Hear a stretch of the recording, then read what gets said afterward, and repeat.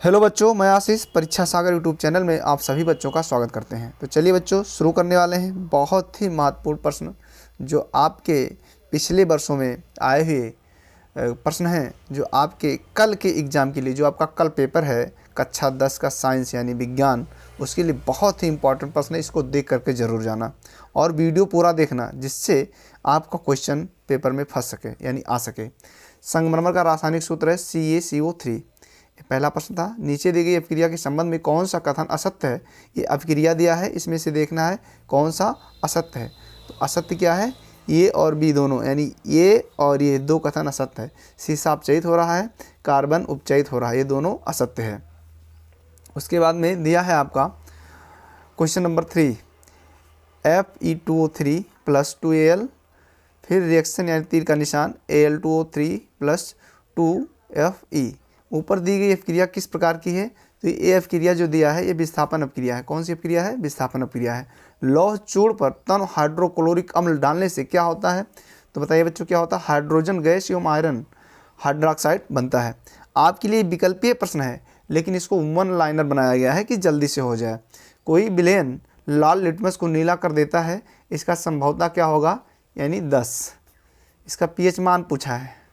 उसके बाद में कोई विलयन अंडे के पिसे हुए कवच से अपक्रिया कर एक गैस उत्पन्न करता है जो चूने के पानी को दूधिया कर देती है। इस विलयन में क्या होगा, EHCl। इस विलयन में क्या होगा, EHCl। उसके बाद में अगला प्रश्न आपका है, अगला प्रश्न है आपका 6NaOH का 10 ml विलयन HCl के 8 ml विलयन से पूर्णतः उदासीन हो जाता है। यदि हम NaOH के उसी विलयन का 20 ml लें तो इसे उदासीन करने के लिए HCl के उसी विलयन की कितनी मात्रा की आवश्यकता होगी, 16 ml। कितनी होगी, 16 ml। अपच का उपचार करने के लिए निम्न में से किस औषधि का उपयोग होता है। तो होता है एंटासिड। उसके बाद में दिया है 8वां क्वेश्चन, विस्थापित अपक्रिया प्रदर्शित करता है AgNO3 विलयन एवं कॉपर धातु। फिर 9वां क्वेश्चन है, लोहे के फ्राइंग पैन को जंग से बचाने के लिए उपयुक्त विधि क्या है, जिंक की परत चढ़ाकर। कोई धातु ऑक्सीजन के साथ अपक्रिया कर उच्च गलनांक वाला यौगिक निर्मित करती है। यह यौगिक जल में विलेय है। यह तत्व हो सकता है कैल्शियम। खाद्य पदार्थ के डिब्बों पर जिंक की बजाय टिन का लेप होता है, क्योंकि टिन की अपेक्षा जिंक अधिक क्रियाशील है। एथेन का आणविक सूत्र है C2H6। तो इसमें कितने आबंध होंगे, तो 7 सह संयोजक आबंध होंगे। ब्यूटेनॉन चतुर कार्बन यौगिक है, जिसका प्रकार्यात्मक समूह क्या है, कीटोन। खाना बनाते समय यदि बर्तन की तली बाहर से काली हो रही है तो इसका मतलब है कि ईंधन पूरी तरह से जल नहीं रहा है।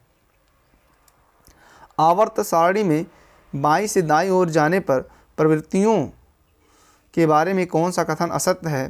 तो ये दिया है, ये सब सत्य है, ये सत्य है, ये सत्य है, लेकिन ये जो ऑप्शन नंबर C दिया है, परमाणु आसानी से इलेक्ट्रॉनों का त्याग करते हैं, ये असत्य है। मनुष्य के वृक्क एक तंत्र का भाग है जो संबंधित है उत्सर्जन से। पादप में जाइलम उत्तरदायी है जल का वहन। स्वपोषी पोषण के लिए आवश्यक है, तो क्या आवश्यक है, कार्बन डाइऑक्साइड तथा जल, क्लोरोफिल, सूर्य का प्रकाश, उपरोक्त सभी, यानी उपरोक्त सभी। पायरुवेट के विखंडन से यह कार्बन डाइऑक्साइड, जल तथा ऊर्जा देता है और यह क्रिया होती है माइटोकॉन्ड्रिया में। अगला प्रश्न आपका है, पादप हार्मोन्स हैं साइटोकाइनिन। दो तंत्रिका कोशिका के मध्य खाली स्थान को कहते हैं सिनेप्स। मस्तिष्क उत्तरदायी है सोचने के लिए, हृदय स्पंदन के लिए, शरीर का संतुलन बनाने के लिए, D उपरोक्त सभी, यानी उपरोक्त सभी। अलैंगिक जनन मुकुलन द्वारा होता है, यानी ईस्ट में। मानव में मादा जनन तंत्र का भाग नहीं है, तो क्या नहीं है, शुक्रवाहिका नहीं है, जबकि अंडाशय, गर्भाशय, डिंबाइनी ये मादा जनन तंत्र का भाग है, लेकिन शुक्रवाहिका ये मादा नहीं, जबकि क्या है, ये पुरुष जनन का अंग है शुक्रवाहिका। परागकोश में होते हैं परागकण। मेंडल के एक प्रयोग में लंबे मटर के पौधे जिनके बैंगनी पुष्प थे का संकरण बौने पौधों जिनके सफ़ेद पुष्प थे से कराया गया। इनकी संतति के सभी पौधों में पुष्प बैंगनी रंग के थे, परंतु उनमें से लगभग आधे बौने थे। इससे कहा जा सकता है कि लंबे जनक पौधों की आनुवंशिक रचना निम्न थी। तो क्या थी? कैपिटल टी, स्मॉल टी और स्मॉल डब्ल्यू करके। उसके बाद में आपका अगला प्रश्न है, समजात अंगों का उदाहरण है। तो समजात अंगों का उदाहरण है, ऑप्शन ए हमारा हाथ तथा कुत्ते का अग्रपाद, हमारे दांत तथा हाथी के दांत, आलू एवं घास के ऊपर भूस्तरी, उपरोक्त सभी। क्या होगा? उपरोक्त सभी। विकासीय दृष्टिकोण से हमारी किससे अधिक समानता है? तो चीन के विद्यार्थी से। निम्न में से कौन सा पदार्थ लेंस बनाने के लिए प्रयुक्त नहीं किया जा सकता? जल है, कांच है, प्लास्टिक है, मिट्टी। यानी मिट्टी का कोई आवश्यकता है लेंस बनाने में। किसी बिंब का अवतल दर्पण द्वारा बना प्रतिबिंब आभासी, सीधा तथा बिंब से बड़ा पाया गया वस्तु की स्थिति कहाँ होनी चाहिए? तो कहाँ होनी चाहिए? दर्पण के ध्रुव तथा मुख्य फोकस के बीच। किसी बिंब का वास्तविक तथा समान साइज का प्रतिबिंब प्राप्त करने के लिए बिंब को उत्तल लेंस के समान कहाँ रखें? तो फोकस दूरी के 2 गुनी पर। किसी गोलीय दर्पण तथा किसी पतले गोलीय लेंस दोनों की फोकस दूरियां 15 cm हैं। दर्पण तथा लेंस संभवतः है दोनों अवतल। किसी दर्पण से आप चाहे कितनी ही दूरी पर खड़े हों, आपका प्रतिबिंब सदैव सीधा प्रतीत होता है, या तो समतल या तो उत्तल। उसके बाद में दिया है, किसी शब्दकोश में पाए गए छोटे अक्षरों को पढ़ते समय आप कौन सा लेंस पसंद करेंगे? 50 cm फोकस दूरी का एक अवतल लेंस। मानव नेत्र अभिनेत्र लेंस की फोकस दूरी को समायोजित करके विभिन्न दूरियों पर रखी वस्तुओं को फोकसित कर सकता। ऐसा हो पाने का कारण क्या है? समंजन। मानव नेत्र जिस भाग पर किसी वस्तु का प्रतिबिंब बनाते हैं वह है दृष्टिपटल। सामान्य दृष्टि के वयस्क के लिए सुस्पष्ट दर्शन की अल्पतम यानी न्यूनतम दूरी जिसको कहा जाता है कितनी होनी चाहिए? लगभग 25 सेंटीमीटर। लगभग कितनी होनी चाहिए? 25 cm। अभिनेत्र लेंस की फोकस दूरी में परिवर्तन किया जाता है तो पश्चमाभि द्वारा। प्रतिरोध R कि किसी तार के टुकड़े को 5 बराबर भागों में काटा जाता है। इन टुकड़ों को फिर पार्श्वक्रम में संयोजित कर देते हैं। यदि संयोजन का तुल्य प्रतिरोध R है तो R/R अनुपात का मान क्या है? यानी 25। निम्नलिखित में से कौन सा पद विद्युत परिपथ में विद्युत शक्ति को निरूपण नहीं करता? तो कौन सा निरूपण नहीं करेगा इसमें से? ऑप्शन नंबर बी हो जाएगा IR²।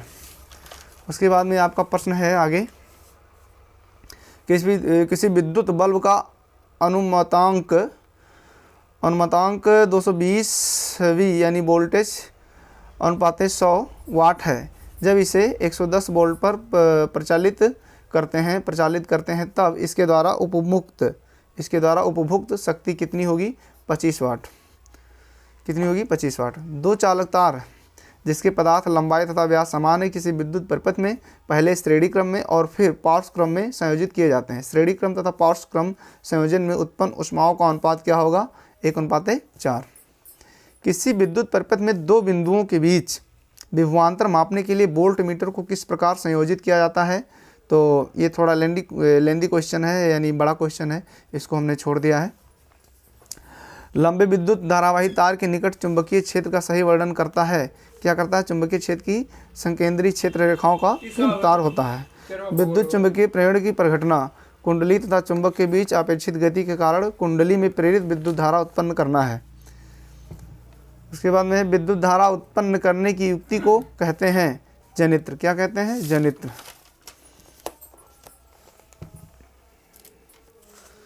किसी एसी जनित्र तथा डीसी जनित्र में एक मूलभूत अंतर यह है कि एसी जनित्र में सर्पी बले होते हैं जबकि डीसी जनित्र में दिक् परिवर्तक होता है। लघु पथन के समय परिपथ में विद्युत धारा का मान बहुत अधिक बढ़ जाता है। गर्म जल प्राप्त करने के लिए हम सौर जल तापक का उपयोग किस दिन नहीं कर सकते? बादलों वाले दिन। जैव मात्रा ऊर्जा स्रोत का उदाहरण नहीं है नाभिकीय ऊर्जा। जितने ऊर्जा स्रोत हम उपयोग में लाते हैं उनमें से अधिकांश हम सौर ऊर्जा को निरूपित करते हैं। कौन सा ऊर्जा स्रोत अनंतः सौर ऊर्जा में व्युत्पन्न नहीं है? नाभिकीय ऊर्जा। केवल जैव निम्नीकरण पदार्थ है घास, पुष्प तथा चमड़ा। आहार श्रृंखला का निर्माण करते हैं घास, बकरी तथा मानव। पर्यावरण मित्र व्यापार कहलाते हैं। बाजार जाते समय सामान के लिए कपड़े का थैला ले जाना। कार्य समाप्त हो जाने पर लाइट यानी बल्ब, पंखे का स्विच बंद कर देना। माँ द्वारा स्कूटर से विद्यालय छोड़ने के बजाय तुम्हारा विद्यालय तक पैदल जाना। उपरोक्त सभी। क्या सही होगा? उपरोक्त सभी। बच्चों आपका प्रश्न समाप्त हुआ, बस इतना ही। और इतने में भगवान से प्रार्थना करते हैं कि ज़रूर फंस जाएगा, आप पूरा वीडियो ज़रूर देख करके जाना।